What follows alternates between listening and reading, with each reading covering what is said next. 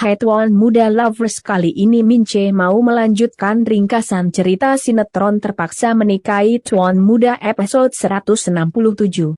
Namun seperti biasa, sebelum Mince mulai ceritanya, klik dulu tombol like, share, subscribe dan lonceng notifikasinya. Biar kalian Mince doain selalu sehat, selalu banyak duit dan hutangnya lunas semua. Amin. Sudah kan? Baiklah kalau sudah. Mince mulai ceritanya. Di episode kali ini diceritakan Kinanti yang sudah dipindahkan ke ruang perawatan akhirnya siuman dan langsung tanya suster. Anak saya dia baik-baik aja kan sus? Suster jawab. Iya, Bu. Kondisi ibu dan bayi dalam kandungan ibu baik-baik aja. Tapi ibu jangan stres-stres ya. Kinanti bernafas lega dan langsung mengusap-usap perutnya. Suster pun lalu pamit keluar. Tak lama Babang Gondrong, Oma Rima, Eyang Martu dan si kumis Leleradit masuk ke dalam ruang perawatan. Kinanti yang masih kesal sama Babang Gondrong langsung memalingkan wajahnya sambil kemudian mengusir Babang Gondrong. Semua kaget. Babang Gondrong pun lalu mendekati Kinanti dan mau memberikan penjelasan. Namun Kinanti bersikeras menyuruh Babang Gondrong pergi. Eyang Marta, Oma Rima dan Radit jadi saling tatap cemas. Eyang Marta pun lalu mendekati Kinanti sambil bilang, Kinan kamu tenang ya, dokter bilang kamu jangan terlalu stres. Kinanti sambil meneteskan air matanya lalu jawab, aku nggak mau lihat Mas Abhi, Eyang. Suruh dia keluar dari sini. Babang Gondrong pun jadi menatap bingung. Sementara itu si kumis Leleradit yang emang lagi berusaha mencari perharian Kinanti lalu merangkul Babang Gondrong dan mengajaknya keluar dari ruang perawatan Kinanti. Babang Gondrong pun mengangguk dan akhirnya keluar bersama Radit. Eyang Martu dan Oma Rima lalu berusaha menenangkan Kinanti. Sementara itu si kumis lele yang sudah berhasil mengajak Babang Gondrong keluar dari ruang perawatan Kinanti lalu berusaha menenangkannya. Namun Babang Gondrong malah bilang, saya harus jelasin semuanya ke Kinan. Saya nggak mau Kinan salah paham. Radit lalu jawab, kamu harus jelasin pelan-pelan, Bi. Jangan maksain gitu. Babang Gondrong malah jadi kesal mendengar ucapan Radit dan langsung mendorongnya sambil bilang, kamu jangan atur-atur saya. Radit tentu saja kaget dan langsung sok kasih penjelasan. Saya ngelakuin ini buat kebaikan kamu juga. Kamu mau Kinan sampai stres lagi? Kamu mau bahayain Kinan dan anak dalam kandungannya? Enggak, kan? Kalau kamu mau Kinan maafin kamu harus lakuin secara perlahan. Jangan terburu-buru gini. Babang Gondrong pun jadi terdiam. Di tempat lainnya, Dinda lagi gelisah karena belum mendapat kabar dari Radit. Dinda pun lalu melihat HP-nya sambil bergumam. Kok Radit nggak ngabarin aku sih? Apa dia masih di rumah sakit abis nganterin Kinan tadi? Dinda jadi mikir dan akhirnya memutuskan menyusul Radit ke rumah sakit. Sementara itu Babang Gondrong yang kepikiran sama ucapan Radit lalu tanya, apa maksud kamu ngomong gitu? Si kumis lele yang emang pintar banget bersandiwara lalu sok jelasin dengan bijak. Bi. Kinan itu masih marah sama kamu. Dan biasanya kan cewek kalau marah itu nggak bisa berpikir jernih. Dia pasti nggak mau ngomong sama kamu, kan? Babang Gondrong pun jadi mikir. Sementara si kumis Leleradit lalu melanjutkan ucapannya. Gini aja, biar aku bantu ngomong sama Kinan. Aku jelasin semuanya, kamu juga tadi udah ceritain ke aku apa yang sebenarnya terjadi, kan? Babang Gondrong malah jadi kesal dan langsung menolak tegas tawaran Radit. Nggak, ini masalah saya sama Kinan. Saya sendiri yang harus jelasin dan bicara sama Kinan. Nah gitu dong Babang Gondrong. Tegas. Sekalipun. Jangan pernah kasih kesempatan ama si kumis Leleradit buat mendekati Kinanti. Iya kan guys? Namun si kumis Leleradit yang tidak ingin rencana busuknya ketahuan sama Babang Gondrong lalu bilang, saya cuma mau bantu kamu aja, Bi. Biar Kinan mau maafin kamu. Kamu lihat sendiri kan reaksi Kinan tadi? Namun Babang Gondrong malah ngotot dan jawab, Kinan harus dengar semua penjelasan saya dari mulut saya sendiri, bukan dari orang lain. Kinan harus percaya sama saya. Dan kamu juga jangan sok tahu. Seolah-olah kamu yang paling ngerti istri saya dibanding saya. Di saat yang sama Oma Rima yang mendengar keributan muncul dan malah langsung ngomelin Babang Gondrong. Abdi, jangan egois. Pikirin perasaan Kinan sebagai seorang istri. Kinan masih sakit hati banget sama perbuatan kamu. Babang Gondrong tentu saja kaget dan langsung jawab. Oma, ini semua jebakan Amanda makanya Abdi harus jelasin ke Kinan. Namun Oma Rima yang emang lagi mencemaskan Kinanti dan gak sadar sudah terjebak dalam permainan si keong racunan itu dan si kumis leleradit malah kembali omelin Babang Gondrong. Mau jebakan Amanda atau bukan, Kinan tetap merasa terpukul ngeliat foto dan video suaminya jalan berdua sama perempuan lain dipertontonkan di acara 7 bulanan kehamilannya. Itu yang harus kamu pikirin. Wajar kalau Kinan sakit hati dan marah sama kamu. Babang Gondrong pun jadi terhenyak dan jawab. Tapi Kinan harus dengerin penjelasan Abdi. Namun Oma Rima malah bilang, ikuti saran Radit. Oma dan Eyang juga akan bantu bicara kok ke Kinan. Tapi, Oma minta kamu jangan ganggu Kinan. Biarin dia tenang dulu. Babang Gondrong pun jadi mikir. David yang sedari tadi ternyata berada di sana lalu mendekati Babang Gondrong sambil kemudian ikut menenangkannya. Oma benar, Tuan Muda. Bu Kinan pasti masih emosi kalau harus berhadapan sama Tuan Muda. Jadi lebih baik, Tuan Muda menunggu sampai emosi Bu Kinan mereda. Tuan Muda juga lebih baik pulang, tenangin diri dulu.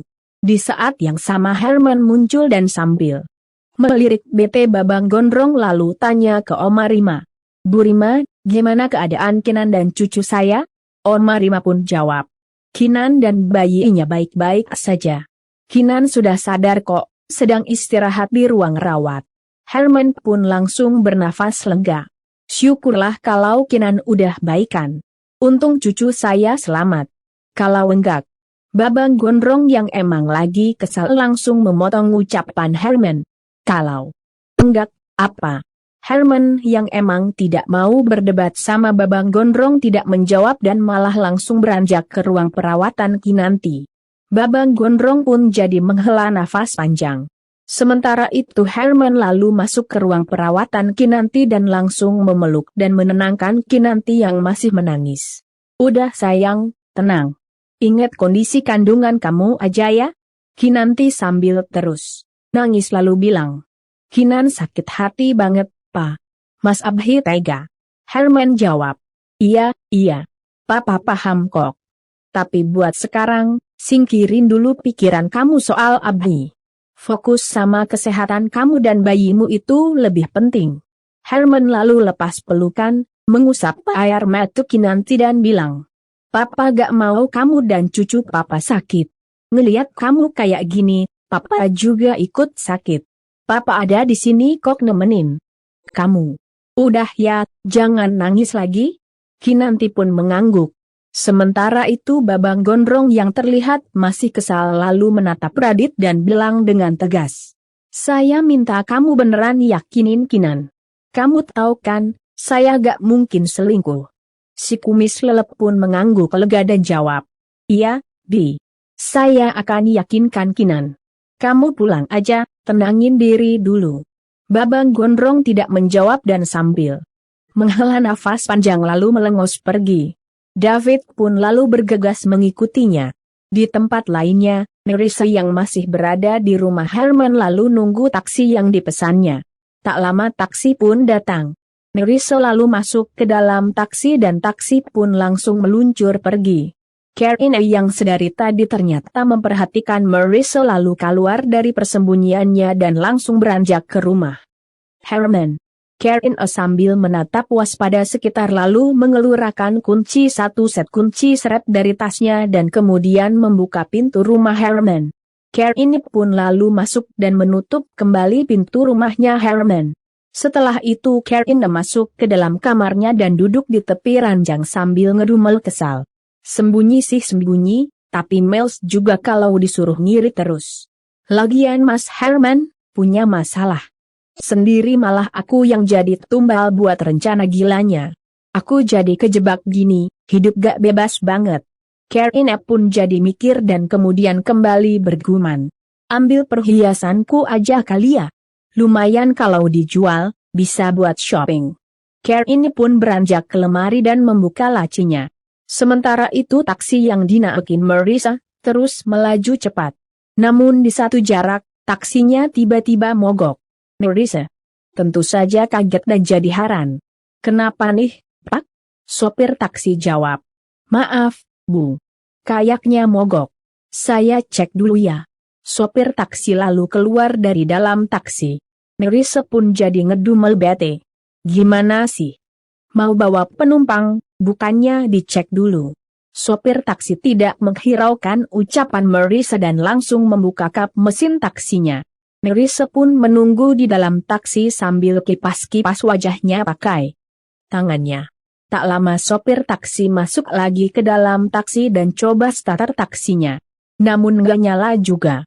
Marissa yang sudah kepanasan menunggu di dalam taksi karuan jadi sewot. Bisa gak? Supir taksi jadi nggak enak hati sama Marissa dan langsung gelengkan kepala sambil bilang. Saya udah cek mesin, tapi gak bisa nyala juga Bu. Ibu mau nunggu? Saya panggil montir dulu. Marissa malah menjawab. Ketus. Enggak. Enak aja saya disuruh nunggu. Udah deh, saya bayar aja ongkos sampai sini. Nih. Marissa pun kasih uang ke sopir taksi sambil kemudian keluar dari dalam taksi. Untung belum jauh. Jadi Miles ke rumah sakit. Mending aku nunggu di rumah aja deh. Marissa lalu jalan kaki, balik lagi ke rumah Herman. Sementara itu Herman yang masih berada di ruang perawatan Kinanti jadi bernafas lega dan langsung mengucap syukur begitu tahu jika Kinanti dan bayinya tidak kenapa-napa. Kinanti pun ikut mengucap syukur. Namun tak lama kemudian si kumis Leleradit masuk ke ruang perawatan. Kinanti tentu saja kaget dan langsung memalingkan wajahnya. Namun si kumis Leleradit yang emang mau menjalankan rencana busuknya lalu mendekati Kinanti dan Herman sambil tanya. Boleh saya ganggu waktunya? Saya mau bicara sama Kinan. Herman yang emang belum mengenal Radit jadi mengernyit dan malah menatap ragu. Kinanti juga tampak enggan ngomong sama Radit. Namun Oma Rima tiba-tiba masuk sambil kemudian bilang ke Herman. Radit ini kakaknya Abhi, Pak. Dan dia mau bicara 4 mata sama Kinan. Boleh kan? Karena Oma Rima yang ngomong, Herman pun jadi nggak berani menolak dan akhirnya pamit ke Kinanti. Kalau gitu Papa langsung pamit ya? Nggak apa-apa kan? Kinanti sambil menghela nafas mengangguk. Ya udah, nggak apa-apa. Makasih ya udah datang. Herman mengangguk dan langsung keluar dari ruang perawatan Kinanti.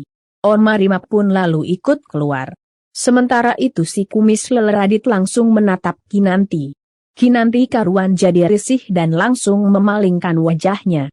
Sementara itu Herman dan Oma Rima yang sudah berada di luar ruang perawatan lalu menghampiri Eyang Marta yang lagi menunggunya di sana.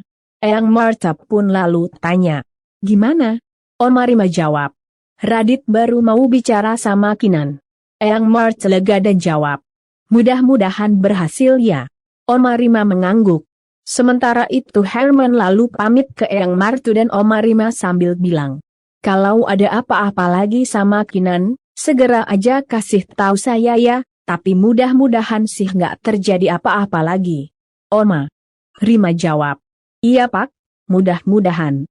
Herman pun lalu bilang. Baik, kalau gitu saya permisi dulu. Mari. Oma Rima dan Eyang Marta mengangguk. Herman pun lalu pergi. Eyang Marta yang terlihat lelah lalu menghela nafas panjang. Oma Rima pun lalu bilang. Ibu capek ya?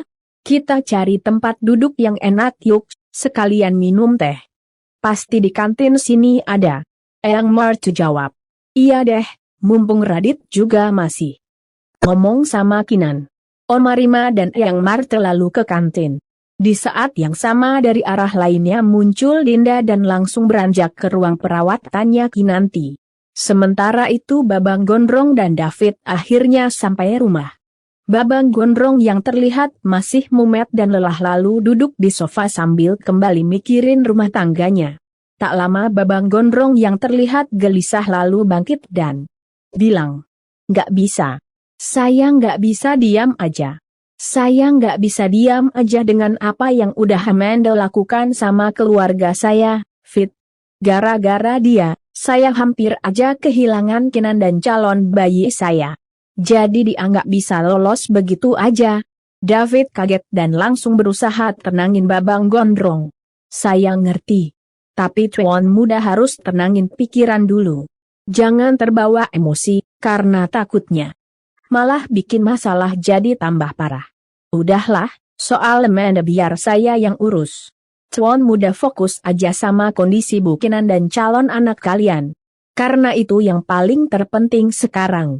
Babang Gondrong jadi menghela nafas dan jawab, "Ya udah, kalau gitu saya ke kamar dulu." David jawab, "Baik. Saya akan tunggu di luar, kalau ada apa-apa panggil saya aja." Babang Gondrong mengangguk dan langsung beranjak menuju kamarnya. David pun lalu keluar. Jumi yang sedari tadi ternyata melihat Babang Gondrong dan David dari balik tembok jadi bergumam sedih. Oh Mai, mengapa suasana yang tadinya meriah berubah jadi suram secepat ini? Oh Mai. Di tempat lainnya, Nerissa yang sudah sampai rumah Herman lalu masuk rumah sambil banting keras pintu dan telepon Herman. Nerissa yang masih kesal lalu bilang ke Herman, "Mas, aku nggak jadi ke rumah sakit ya." Karina yang masih berada di dalam kamar dan lagi masukin perhiasan ke tasnya kaget dan langsung bergumam pelan, "Gawat, si nenek lampir kok udah pulang aja sih." Sementara itu Nerissa sambil terus teleponan sama Herman lalu jalan menuju kamarnya. Iya, habis taksinya tiba-tiba mogok. "Bete kan? Jadi udah ya aku nunggu di rumah aja." Karina pun jadi panik dan buru-buru rapihin semuanya sambil kemudian bergegas mencari tempat untuk sembunyi. Aduh gawat. Dia pasti mau masuk ke kamar. Gimana ini? Saking paniknya, Karina tidak sengaja menjatuhkan beberapa gelang ke lantai. Di saat yang sama Nerissa yang sudah selesai teleponan sampai depan pintu kamar. Nerissa yang ternyata sempat mendengar suara gelang jatuh jadi heran. Suara apa itu? Nerissa yang emang masih parno dengan teror yang selama ini menghantuinya jadi tegang. Sementara di dalam kamar, Karina yang lagi panik terus mencari tempat buat sembunyi. Nerissa yang penasaran lalu membuka pintu kamar. Namun kamar ternyata sudah kosong. Nerissa pun jadi bingung sendiri. Perasaan tadi suaranya dari sini deh. Tapi kok nggak ada apa-apa ya? Nerissa pun lalu menatap sekitar kamar. Karina yang ternyata sudah sembunyi di kolong tempat tidur jadi menunggu tegang sambil membekap semua perhiasannya yang diambil di laci tadi, termasuk gelang Tengradi terjatuh. Sementara itu di ruang perawatan Kinanti, si kumis Leleradit lalu mengambil bangku dan duduk di samping Kinanti. Si kumis Leleradit sambil tersenyum manis lalu tanya, "Gimana keadaan kamu sekarang? Udah enakan?" Kinan yang emang masih risih hanya mengangguk dan jawab singkat, "Ya, lumayan." Si kumis Leleradit jadi menghela nafas melihat sikap jutek Kinanti. Si kumis Leleradit pun lalu bilang, "Saya ngerti sama apa yang kamu rasain sekarang. Kamu merasa sakit hati. Kecewa nggak percaya ya kan?" Kinanti tidak menjawab dan hanya menghela nafas panjang. Namun si kumis Leleradit yang emang mau menjalankan rencana busuknya malah bilang, "Tapi kamu nggak sendiri kok, masih banyak orang-orang yang peduli sama kamu. Termasuk aku. Jadi, kapanpun kamu butuh, aku selalu ada buat kamu." Si kumis Leleradit pun lalu ulurkan tangannya dan langsung memegang tangan Kinanti. Kinanti tentu saja kaget. Di saat yang sama Dinda sampai di ruang perawatan Kinanti. Dinda yang mau masuk ke ruang perawatan nggak sengaja melihat semua itu dari celah pintu yang tidak ditutup rapat. Dinda pun jadi kaget. Sementara itu Kinanti yang emang nggak suka tangannya dipegang Radit langsung menarik tangannya. Si kumis leleradit lalu sok gelagapan dan langsung memohon maaf ke Kinanti. Maaf. Maaf. Tadi itu aku bukan bermaksud lancang. Tolong jangan salah paham dulu. Aku cuma mau bilang kalau. Belum selesai si kumis leleradit ngomong, Kinanti langsung memotong tegas. Udah, kamu nggak perlu jelasin apa-apa lagi. Si kumis leleradit terhenyak. Sementara Dinda yang masih berada di depan pintu ruang perawatan jadi mikir dan akhirnya nekat masuk sambil kemudian pura-pura menyapa Kinanti. Permisi, Mbak Kinan. Si kumis leleradit dan Kinanti pun jadi kaget melihat kedatangan Dinda. Di tempat lainnya, Karina yang masih berada di rumah Herman masih sembunyi di kolong tempat tidur. Sementara itu Marissa yang sudah berada di dalam kamar lalu ambil barang yang jatuh, taruh di tempatnya. Marissa pun jadi bergumam heran. Kok bisa jatuh sendiri ya? Apa aku ngeletakinnya nggak bener? Marissa jadi mikir dan kemudian masuk ke kamar mandi.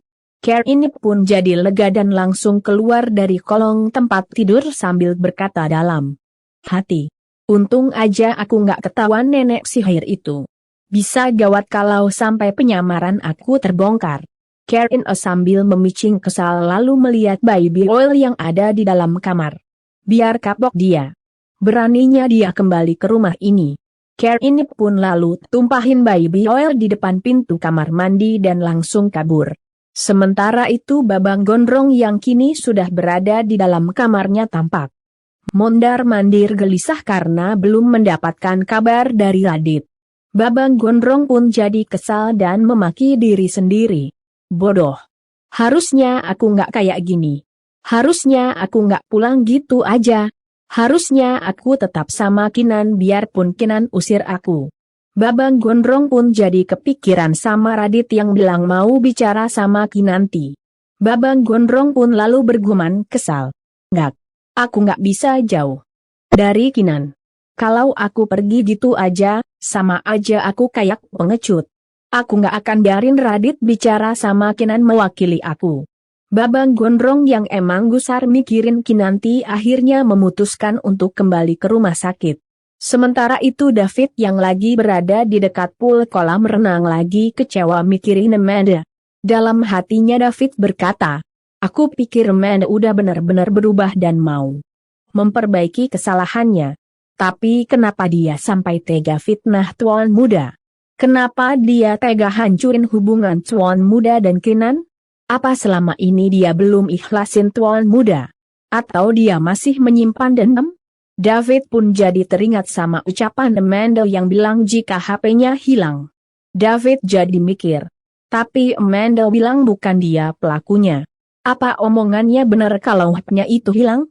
Tapi kalau bukan dia pelakunya, kenapa HP Amanda ada di sana? Aku harus percaya siapa sekarang? David pun jadi bingung sendiri. Di saat yang sama Babang Gondrong yang terlihat masih emosi dan mau kembali ke rumah sakit lewat. David pun tercekat dan jadi menatap heran. Tuan Muda, mau kemana dia? Kok kelihatannya dia marah gitu? David yang mencemaskan Babang Gondrong bergegas mengejarnya. Namun maaf ya guys. Ringkasan cerita terpaksa Mince akhiri dulu sampai di sini.